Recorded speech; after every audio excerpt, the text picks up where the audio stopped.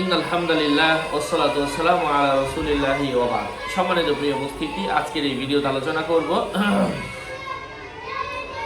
কোন নারীর বুকের দুধ কমে গেলে বুকের দুধ বৃদ্ধির দোয়া। আলোচনা বলতে সাথেই থাকবেন। যারা এখনো চ্যানেলটি সাবস্ক্রাইব করেননি, সাবস্ক্রাইব করতে ভুলবেন না।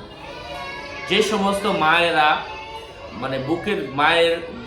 বুকের দুধ কম, বাচ্চা কান্না করে অথবা বাচ্চার খেয়ে পেট ভরে না, তাকে ফর্মুলা মিল্ক খাওয়াতে হয় এবং এতে অনেক খরচ।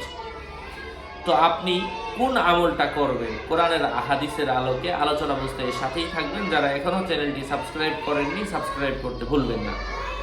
কথা দীর্ঘায়িত না করে মূল আলোচনা শুরু করে দিচ্ছি। আমি প্রত্যেক ভিডিওতেই বলি, ভেরিফাই চ্যানেলের ডেসক্রিপশন বক্সে ক্লিক করলে আমার পেজ এবং আইডি আসে। আমার নাম ছবি দিয়ে হাজার মানুষ হাজার আইডি পেজ খুলে করে ফেলেছে। নাম ছবি দেখে বিভ্রান্ত হবেন না।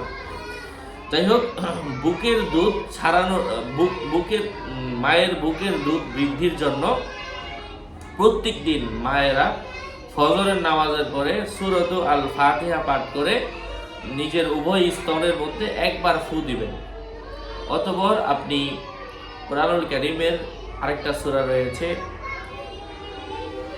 সূরাতু জিলজাল, ইদা জুলজিলাতিল আরদু জিলজালাহা ওয়া আখরাজাতিল আরদু আসকালাহা। এই একটা সূরা আছে, সূরা জিলজাল। এটা আম পাড়ার মধ্যে আছে, মানে 30 নম্বর পাড়ার মধ্যে আছে।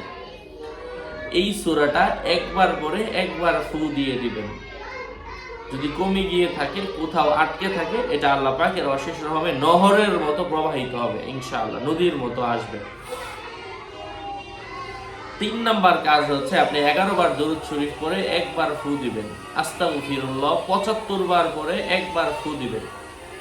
এই আমলটা কন্টিনিউ যদি আপনি টানা 21 দিন করতে পারেন, আল্লাহ পাকের অশেষ রহমে বুকের দুধ দেখবেন পড়তেই থাকে। এটার আগেও আমি কিছু আমল দিয়েছি, অনেকের কাছে কঠিন মনে হয়, সেজন্য সহজ একটা আমল এখানে শেয়ার করলাম।